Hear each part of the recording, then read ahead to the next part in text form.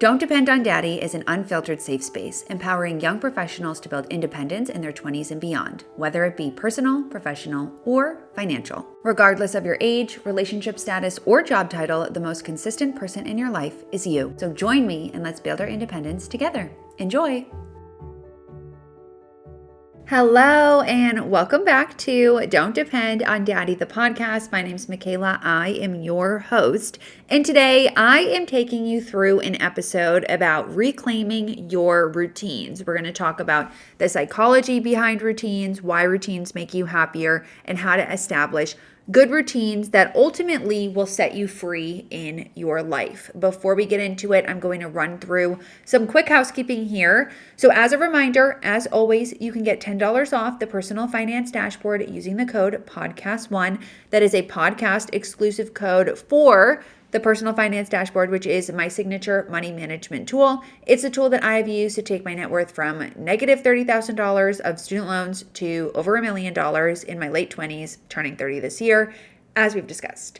A couple other quick templates. My basic budgeting template is my newer, more simplified, streamlined version of the PFD. So if you're looking for something that's a little more straightforward or just simpler in terms of you just want a budget and that's kind of all you are focused on right now, getting into the habit of tracking your numbers and everything, the basic budgeting template is a great starter budget. And my brand new financial independence planner, my FIRE template, I'm super excited about. I've been talking about FIRE a lot over the last couple of weeks and months. And basically, this is a template that will give you a plan to map out how much you need to have invested to reach your various retirement targets, whether you plan to retire at 65 or at an earlier point. So I'm super excited about it. Anyways, with that behind us, let's get into this episode because I'm thinking it may be a little bit of a longer one. I have a lot here. So as I mentioned, we're going to be talking about routines because the last few months of winter for me have been eye-opening, to say the least. This has been my first true winter in 4 years since 2020 because ultimately I moved to LA, if you know, you know, and I was there for 3.5 years.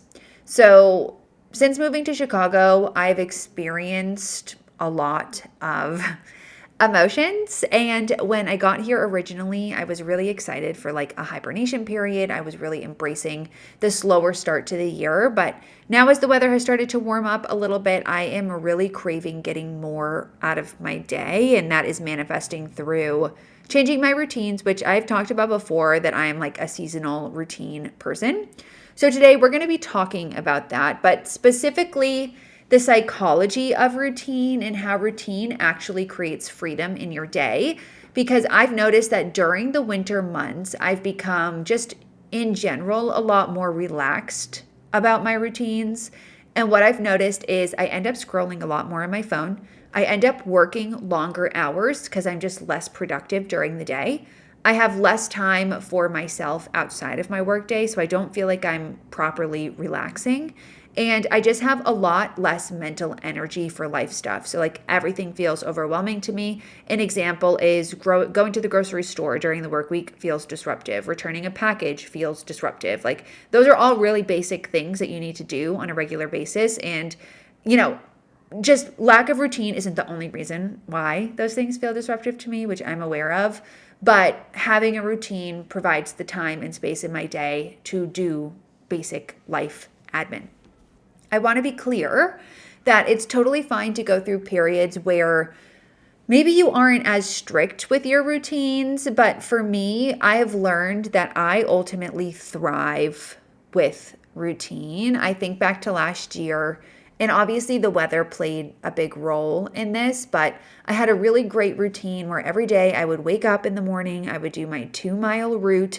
I worked less, I had more time for my hobbies, and it's just because I was a lot more disciplined with my routines in general. And I really do miss my routine in LA, I'm going to be honest. Like I've been really nostalgic over it, and I miss being able to just like walk and have a day-to-day routine where it was nice out. I know we're getting there in Chicago, but like this last month has been challenging for me, to say the least. So this spring, I am reclaiming my routines and I want to talk about it. So let's talk about why routines generally make us happier, because there is a major psychological effect that routines can have on your overall well-being. And there's like a bunch of reasons that I have listed out. So first is that routines can help reduce uncertainty and anxiety, because when we follow routines, we create predictability in our lives. And I think this is really important, especially as a self-employed person. But no matter what you do for work, having that predictability in your day-to-day is really valuable. The predictability, what it does is it reduces uncertainty, which our brains interpret as a threat. And ultimately, with less perceived threat, our stress response systems remained calmer, leading to lower anxiety levels and greater happiness. So I find that my routines really ground me, especially as someone who really, really struggles with anxiety. It's something that I'm, working on. Next is it helps create a sense of control. So routines give us a sense of agency in our day-to-day lives, even when external circumstances tend to feel chaotic. I think this is especially true with just like political news over the last, 6 months to a year. It's really interesting how much of an impact external circumstances can have on your day-to-day, or like how you perceive your day-to-day. And maintaining personal routines provides a feeling of control over our immediate environment. And this perceived control is linked to psychological well-being and happiness. And I truly believe that. Next is that it helps to conserve mental energy. So decision making is mentally taxing. And when we automate a lot of our daily decisions through routines, we preserve our limited mental resources for more important and enjoyable activities. So this reduction in decision fatigue prevents the irritability and diminished satisfaction that comes with mental exhaustion. I find this to be especially true in the morning for me. And what I've been doing as of late is like laying out my clothes at night, getting up, doing a workout, and just having a little bit more of a predetermined plan in the morning. And it's really helped with decision fatigue throughout the rest of my day. Next is it can help you build confidence, because regular routines help you develop skills through consistent practice. And I think showing up for yourself consistently is what helps you build inner confidence and self-esteem. And it can also help you become more competent in just like day-to-day activities through repetition. So this is a fundamental psychological need that ultimately, again, contributes to our happiness. It can help you create meaningful rituals. So a lot of routines evolve into personal rituals that carry special meaning. So an example of this would be like my coffee routine. Like my coffee routine in the morning is one of those rituals that has become sacred to me. It's like my 2 minutes of just slowing down. I'm making my coffee. I'm doing something that I really enjoy. I'm creating something that I really enjoy and that I get to enjoy as part of my morning. And having those meaningful rituals, again, it creates a sense of purpose and satisfaction and being in your space and in your day. And the last big psychological benefit here is that it can help support achieving your goals, because consistent routines align our daily actions with our longer term goals. And this alignment ultimately reduces the stress and the guilt that comes with procrastination, and can also help you regularly progress towards the objectives or goals that you seek. I think this is highlighted too. They're in a book called Atomic Habits, very popular book. I'm sure you've heard of it before. But basically in that book, the author, his name is James Clear. He talks about how if you want to achieve goals, you should focus on your systems instead of focusing on the end goal, because your systems are what takes you to that goal. And that is basically what your routine is. So no matter what your goals are, you really do need to default back to the systems of reaching those goals, which are your day-to-day routines, morning, work, and night.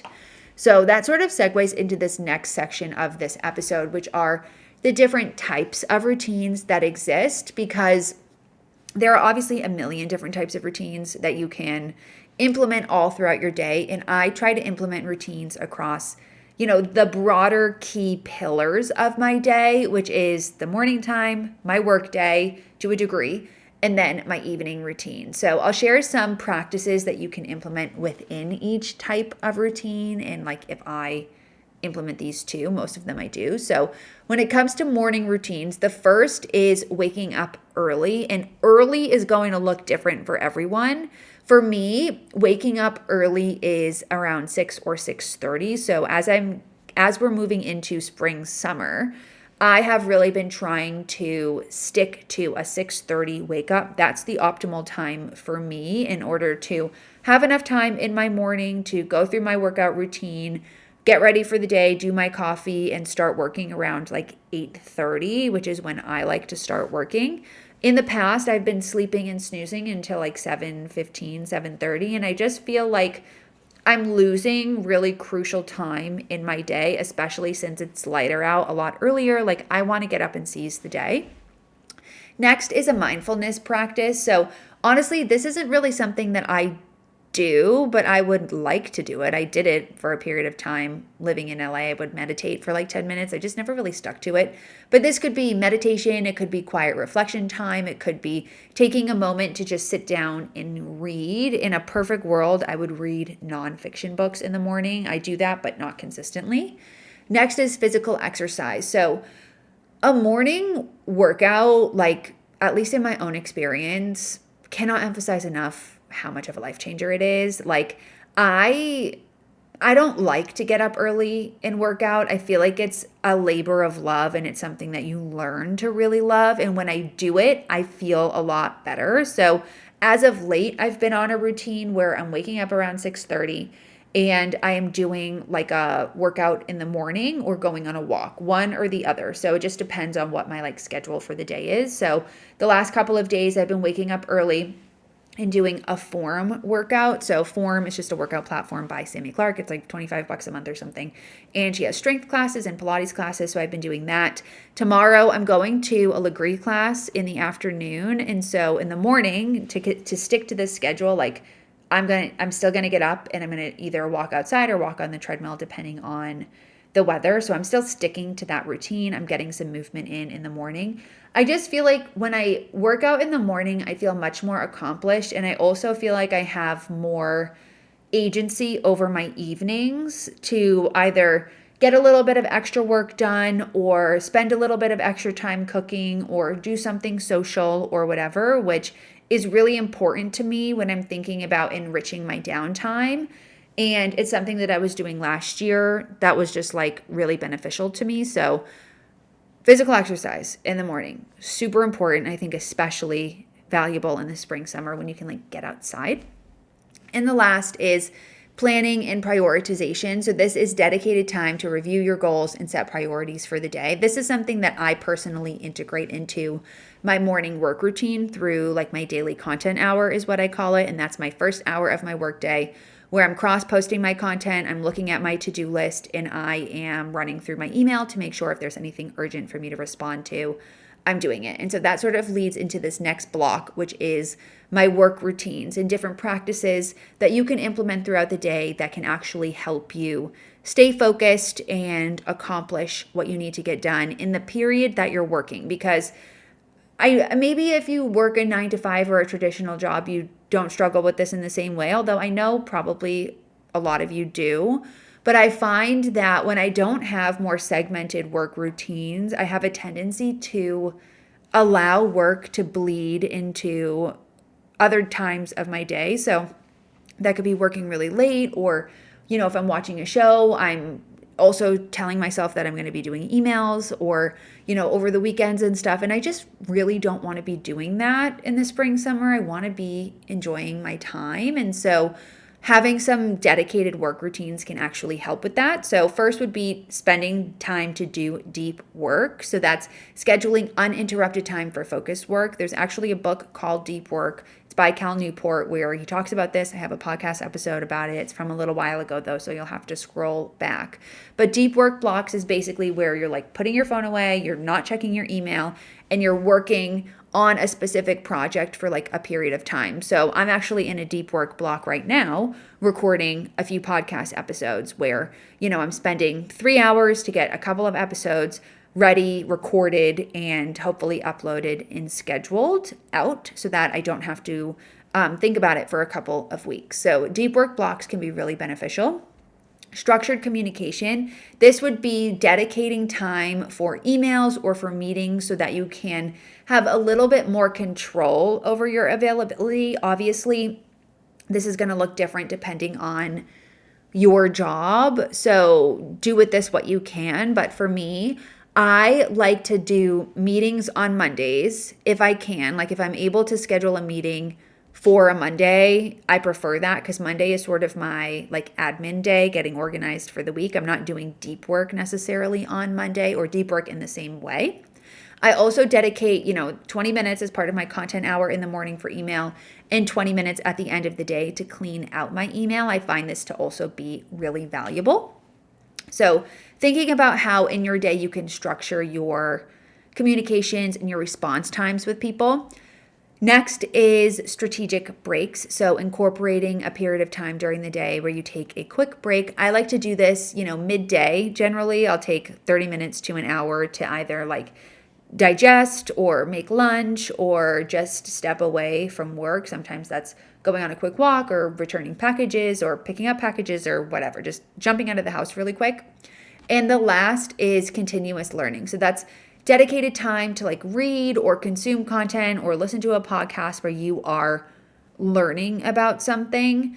I don't do this as much as I should, honestly. I recently, though, subscribed to the Wall Street Journal so that I could start being more consistent, I guess, with keeping up with regular like financial news and whatnot, which is not something that I have been doing very well. And I feel like as a finance creator, like that's part of my responsibility. So I need to be adding that back into my work routine. The last segment or pillar here is evening routine. So first would be doing a technology wind down. This is something that's really important to me, and it's reducing screen time before bed. So I actually really strictly follow this, where at around 9 o'clock, which is ideally when I'm going to bed on like a night where I don't have anything going on, I plug my phone in actually at my desk. I have two phones, so they both get plugged in here at my desk, and then I will turn on my Hatch alarm and I will get in bed and I will read my book, and that's sort of my like wind down, no more phone time, and then I just fall asleep whenever I'm tired. And I feel like when I'm not on my phone, I sleep a lot better. I get deeper sleep and I wake up feeling a little bit more refreshed. Next is thinking about tomorrow and preparing for tomorrow. So what I like to do, I guess this could also count as a work routine, is a shutdown routine. So we'll do a shutdown routine for work and then preparing for tomorrow, which would be more like personal. So a shutdown routine for work means you're taking the time to close out your to-do list and close out your tasks for the day and think about how you're prepping for the workday tomorrow. So that means that you are clearing out your email. So responding to emails that you can get done that don't require, more than a couple of minutes. Reviewing your to-do list of what tasks did you complete that day that you can check off and move on from, and are there tasks that you need to either move or revisit to tomorrow, and creating your structure, your to-do list structure for the next day. It doesn't have to be super detailed, but at least a high-level plan of what you're going to be focused on, because doing that at least allows you to wake up and start the day with a little bit more of a plan. And then pivoting to like the personal prep for tomorrow, that's thinking about, okay, what are the things that I have on my schedule tomorrow that I need to be present for or show up for? And how am I preparing for that in advance? So when I am thinking about my day tomorrow, part of that is, okay, am I doing a workout in the morning? What workout am I actually doing? What time am I getting up? I'm laying my clothes out. I'm thinking about the meals that I'm going to eat. I'm just doing things at night and kind of thinking through or writing out a list of what I have going on so that I'm a little bit more prepared in the day-to-day when the time shows up. I think this is super valuable if you work in an office. I remember pre-COVID, when I was working in an office, I had a very specific nighttime routine where I would lay out my workout clothes, I would pick out my outfit for the night before, I would pack my lunch, I would set up my coffee so that I could just basically operate on autopilot in the morning. And it was so helpful for those early mornings where I was getting up and doing a workout. Like I always had all my stuff packed and I just basically had to get up, change, grab my things and go. And it was really, really helpful. And then the last layer of an evening routine is creating a consistent sleep schedule. So this is something that I I ebb and flow with it, honestly. I really try to be consistent Monday through Friday. I don't really love going out on Fridays, at least in the winter. Spring, summer, I'll be flexible. I hope to have plans and whatnot going on. I'm not going to say no to stuff. But Monday through Thursday, Monday through Friday, like I am really aiming for a 9 to 9:30 in bed. It doesn't necessarily mean I'm asleep at those times, but I'm winding down and then a 6:30 wake up. And staying consistent and having that consistent schedule just, I think, creates a sense of predictability with your body. It makes it easier to fall asleep, easier to wake up. So with all of this in mind, let's now pivot to how to establish some effective routines, because really what this does is it starts with foundation, and then there are some implementation strategies that you can follow to make all of this a lot easier. So really, when it boils down to it, it's starting with a few small things. So for me, to start getting up a little bit earlier, I set the goal of going to bed a little bit earlier. So that's like putting my phone away a little bit earlier and actually getting up and out. So before I started adding the workout to my morning routine, I was focused as well first on getting out of bed at 6:30. So, I didn't put any pressure on doing anything after I got up. I could still take my time, but I needed to put myself on that earlier schedule. And then the following week, I started adding in some more like the workout layer of it all. And that really helped with just adjusting to a new routine on the day to day and sort of reclaiming my power in the mornings. The next is habit stacking. So thinking about how you can add new behaviors to things you're already doing. So that could be listening to a podcast when you're doing your morning workout, or immediately making your bed after you wake up. Like, what are the things that have to get done in the morning, and how can you add a few things together to just streamline? And the last is consistency, in really creating your schedule around how you can create consistency in your day to day. So honestly, when you think about it from an exercise standpoint, if I'm getting up at 6:30 and I want to be in the shower by 7:30, that leaves me, when I'm thinking about a little bit of time on the front end and the back end, about 30 minutes to do a workout. So I would rather do a 30-minute Pilates workout in the morning every day than no Pilates workout at all. Because prior, I was not doing the additional workouts. I was only going to my classes because that was on the schedule. So in my mind, even though maybe 30 minutes may not be a full workout for, another person, to me, that's enough to actually create the consistency. And as I do it and show up for myself, I'm open to adding maybe an additional 15-minute burner type of workout on the end if I feel it's necessary. But I think really focusing on consistency first is the most important for keeping those promises to yourself. And then when we're thinking about how to actually implement these things, it boils down to streamlining your environment and ultimately reducing friction in your day to day. So you want to make sure that your environment is set up for you to actually succeed. So what does this mean? If you want to work out in the morning, you are laying out your workout clothes, you are laying out your workout shoes, you are setting yourself up again to basically wake up. And if you're on autopilot, you're still succeeding. So if I'm doing my morning workout, what I'm doing is I am planning in advance which workout video is the one that I'm going to be doing. And I'll make sure it's added to my list and queued up on my iPad. I have my little gym bag that's set aside where I have my weights if I need to bring them. And I have my shoes and I have my workout outfit picked out and set aside on my nightstand so that I'm ready to go. All I have to do is get up and change. So thinking about your environment and reducing the friction in the morning, any step of the process that could prevent you from showing up in the way that you are planning to.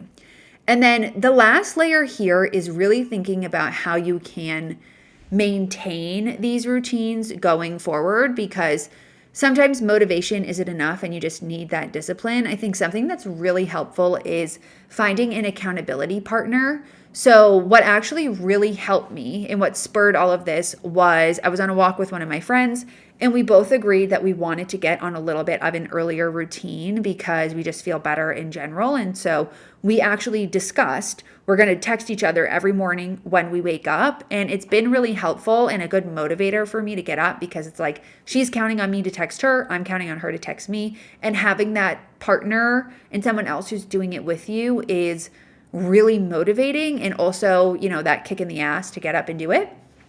And the other layer of this is implementing what's called the 2-day rule. So this is where, you're providing a little bit of flexibility if you need to take an off day, but you're not missing your routine 2 days in a row. And that includes the weekends. In the winter specifically, have been having really slow weekends where I'll sleep in a lot and I'll lounge around a lot in the morning. And there's nothing wrong with that. I think it's really important. I think it's important to take time to rest.